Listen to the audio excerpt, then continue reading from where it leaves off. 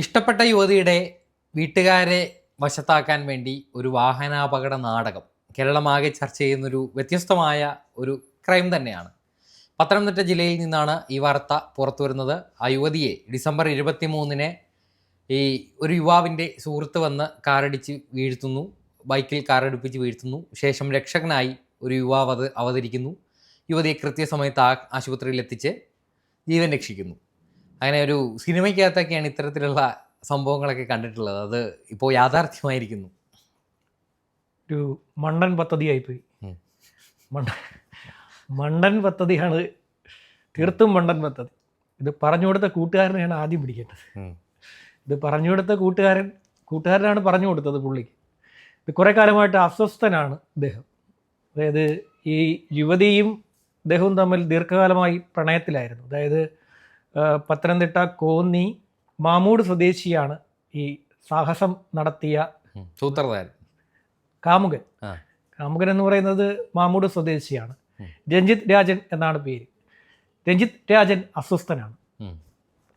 തൻ്റെ പ്രണയം നഷ്ടപ്പെട്ടതിൽ അസ്വസ്ഥനായ രഞ്ജിത്ത് രാജൻ പ്രണയിനിയെ എങ്ങനെ തിരികെ എത്തിക്കാം, തന്നിലേക്ക് തിരികെ എത്തിക്കാം എന്നുള്ള ചിന്തയിലാണ്. പ്രണയിനിയാണെങ്കിൽ ഒട്ടും അടുക്കുന്നതുമില്ല.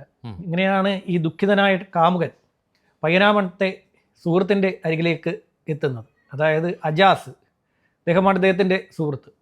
അങ്ങനെ അജാസും രഞ്ജിത്ത് രാജനും കൂടി കണ്ടുപിടിച്ചതാണ് ഈ മണ്ടൻ തത്വം, മണ്ടൻ ബുദ്ധി. ഒരു വിധത്തിൽ കഷ്ടമാണ്. കയ്യിന്ന് പോയി. ഒരു ഇഷ്ടപ്പെട്ട യുവതിയെ സ്വന്തമാക്കാൻ കാമുകൻ നടത്തിയൊരു ത്യാഗം. കടന്ന കൈയെന്ന് വെച്ച് കഴിഞ്ഞാൽ ഒരാളുടെ ജീവൻ പോകാൻ അധികം സമയമൊന്നും വേണ്ട. നമ്മൾ ഈ സ്കൂട്ടറിൻ്റെ ബാലൻസ് കയറ്റാൻ, ടു വീലറിൻ്റെ ബാലൻസ് കയറ്റാൻ ചെറിയ തട്ട് മതി. അതിൻ്റെ നമ്മൾ കാര്യമായൊരു തട്ടൊന്നും കൊടുക്കണമെന്നില്ല. നമ്മൾ ചെറുതായിട്ട് ഇതിനെ ഒന്ന് ഉരಸಿ കഴിഞ്ഞാൽ, പ്രത്യേകിച്ച് സ്ത്രീകൾ ഓടുന്ന വാഹനത്തെ നമ്മൾ ഓവർടേക്ക് ചെയ്യുമ്പോൾ പോലും കുറച്ച് എന്താ പറയുക, പരിഭ്രമം ഉണ്ടാവും. കുറച്ച് അങ്ങ് മുന്നോട്ട് പോയ ശേഷം മാത്രമേ ഇടത്തോട്ട് നമ്മൾ പിടിക്കാവൂ. ഇല്ലെങ്കിൽ ഈ പുറകെ വരുന്നവർ നമ്മളൊന്നും ചെയ്യണ്ട, കയറണ്ട, അവർ മറിഞ്ഞു വീഴും. അവരുടെ കുറവല്ല ഞാൻ പറഞ്ഞത്. അവർ ഈ ഓടിച്ച് വലിയ പരിചയം ഇല്ലെങ്കിലും ഇല്ലാത്തവരായിരിക്കും ചിലർ ഇതിൽ കൂടുതലും. അവരുടെ കഴിവുകേടാണെന്ന് ഞാൻ പറയുന്നില്ല. അപ്പോൾ ഇവരാണെങ്കിൽ ഇങ്ങനെ പോയപ്പോൾ ഈ ചെറിയ തട്ടാവുമ്പം കാര്യമായി ഒന്നും പറ്റില്ല എന്നുള്ളൊരു കണക്കുകൂട്ടൽ ഉണ്ടായിരുന്നു. ശരിക്കും പറഞ്ഞാൽ ഇൻഹരി നഗറിലെ അപ്പുക്കുട്ടൻ പോകുന്ന പോലെ കഷായം തട്ടിമറിച്ച്, അതെ, സേതുമാധവന്റെ മുത്തച്ഛനല്ലേ എന്നൊരു ചോദ്യം. അതോടുകൂടി വീഴുമെന്ന് കരുതി. ആ രീതിയിലാണ് ഈ രഞ്ജിത്ത് രാജന്റെ സുഹൃത്തായിട്ടുള്ള അജാസ്, പയ്യനാമൺ സ്വദേശിയാണ്. അജാസ് ഒരു കാറുമായി പോകുന്നു. 23-ാം തീയതി വൈകിട്ട് 6:12 ഡിസംബർ 23. ഈ യുവതി എന്ന് പറയുന്നത് അടൂര് കോച്ചിങ് ക്ലാസ് കഴിഞ്ഞ് വരികയാണ്. PSCയുടെ കോച്ചിങ്ങിന് പോകുന്നുണ്ട്. PSCയുടെ കോച്ചിങ് കഴിഞ്ഞ് തിരികെ വരുന്ന സമയമാണ്. അപ്പോൾ കാമുകന് കൃത്യസമയം അറിയാം. എന്താ, യുവതി എപ്പോൾ ക്ലാസ് കഴിഞ്ഞ് എത്തുമെന്ന് രഞ്ജിത്ത് രാജന് കൃത്യമായിട്ട് അറിയാം. അപ്പോൾ ഇവരിതിനു വേണ്ടി 2 വാഹനമാണ് തയ്യാറാക്കിയത്. ഒന്ന് ഒരു കാറ്, ഒന്നൊരു ഇന്നോവ. കാറ് ഈ അപകടത്തിന് വേണ്ടിയും ഇന്നോവ ഈ സമയത്ത് ഈ യുവതിയെ രക്ഷിക്കാൻ വേണ്ടി 2 വാഹനങ്ങൾ തയ്യാറാക്കി വെച്ചു. ആ സമയത്ത് ഈ യുവതി വരുന്ന സമയത്ത് ഈ വാഴമുട്ടം ഈസ്റ്റ് വലിയ തിരക്കുള്ള റോഡല്ല. അതാണ് അവർ തിരഞ്ഞെടുത്തിരിക്കുന്നത്. അതായത് ഇത് കണ്ടാൽ തന്നെ മനസ്സിലാവും.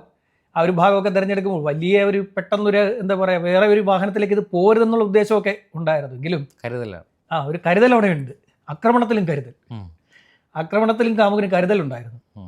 അപ്പോൾ ആ വലിയ തിരക്കില്ലാത്ത ഭാഗത്ത് വെച്ചിട്ടാണ് ഈ വാഹനം ഒന്ന് തട്ടിക്കൊടുക്കുന്നത്. ചെറിയ തട്ടായിരുന്നു. ചെറിയ തട്ടാണെങ്കിൽ ഞാൻ പറഞ്ഞല്ലോ, വാഹനത്തിൻ്റെ ബാലൻസ് സെറ്റ്, ടു വീലറിൻ്റെ ബാലൻസ് സെറ്റ് അധികം സമയം വേണ്ട. അപ്പോൾ ചെറിയ തട്ടിൽ തന്നെ ഇതിൻ്റെ ബാലൻസ് തെറ്റിപ്പോയി. ഈ യുവതി മറിഞ്ഞു വീണപ്പോൾ ഈ യുവതിയുടെ കാലിൻ്റെ ഈ കൈയുടെ കുഴയിലേക്ക് ഈ വാഹനം വീണു. ഈ ടു വീലർ വന്ന് ഇടിച്ചു. അതുപോലെ തന്നെ ഈ ശരീരത്തിൽ മുറിവുകൾ പറ്റി, അതുപോലെ കാലിന് പരിക്ക് പറ്റി. അങ്ങനെ ആകെക്കൂടെ സംഭവം കുളമായി. യുവതി റോഡിൽ കിടക്കവേ, യുവതിയാണ് വീണത്. സ്വാഭാവികമായിട്ടും എന്താ പറയുക, ആളുകൾ ഓടിയെത്തും.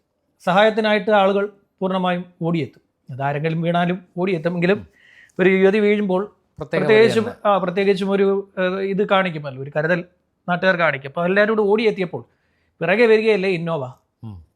ഇന്നോവ എവിടെ എത്തുന്നു? ഈ ഇന്നോവയിൽ നിന്ന് രഞ്ജിത്ത് രാജൻ പുറത്തിറങ്ങുന്നു.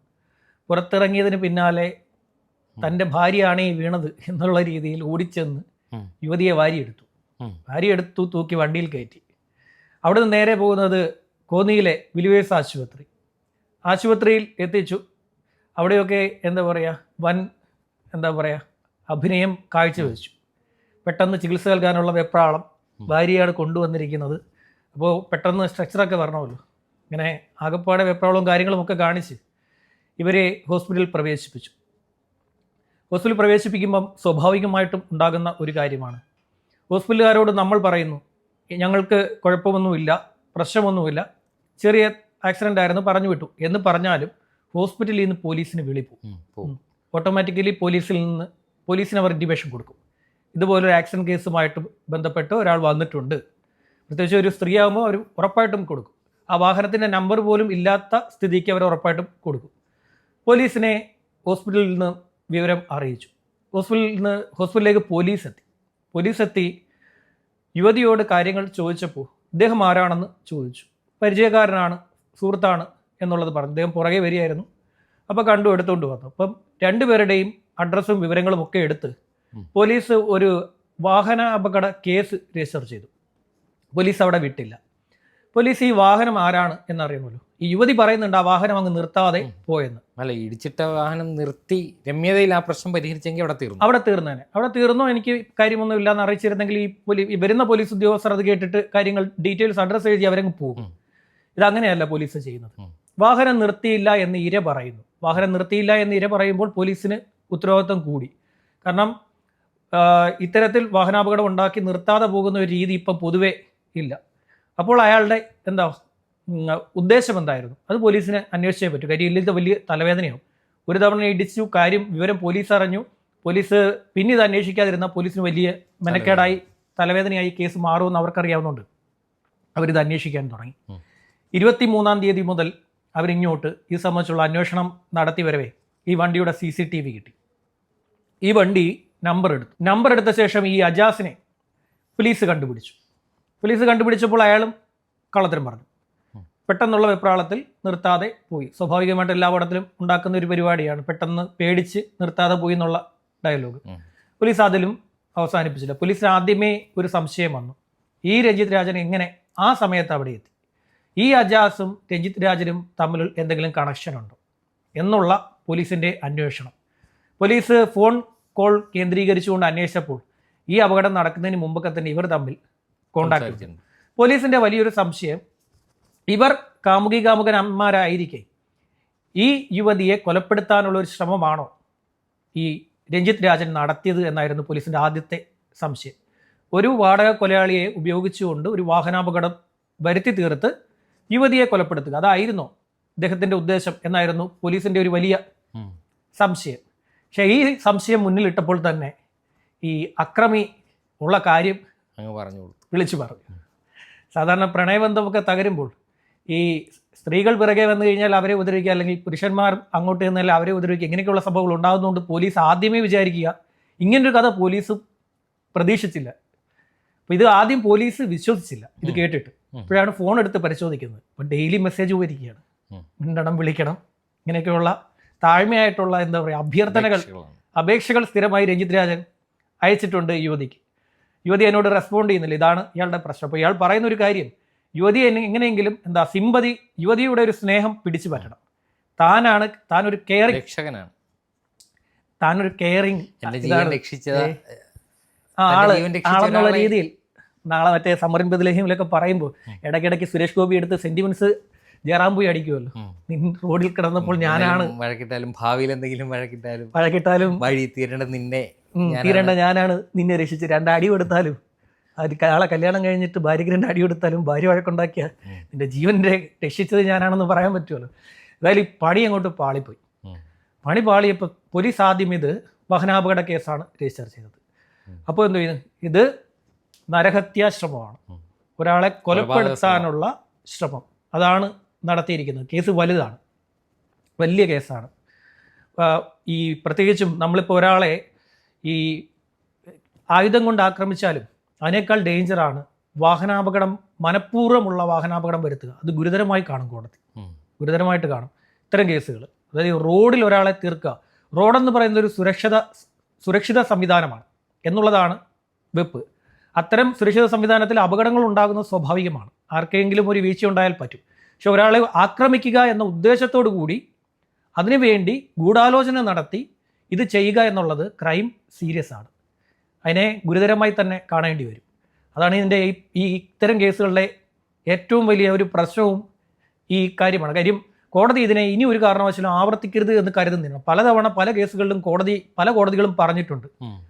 നേരത്തെ തന്നെ ഒറ്റമശ്ശേരി കൊലപാതകം അറിയാലോ, റോഡിൽ വണ്ടി ഇടിച്ച് 2 യുവാക്കളെ കൊലപ്പെടുത്തിയ കേസാണ്.